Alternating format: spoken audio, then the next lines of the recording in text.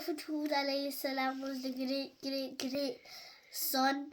grandson of Prophet Nuh alayhi salam. Prophet Nuh alayhi salam was sent by Allah to the people of Ad. The people of Ad were rich and powerful. Allah made them the powerful people of that time, but they were worshipping idols. Prophet Hud alayhi salam told his people to worship only one God, Allah.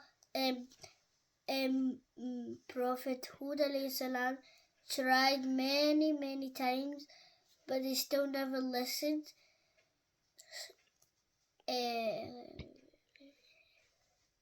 Told them to worship Allah and not idols.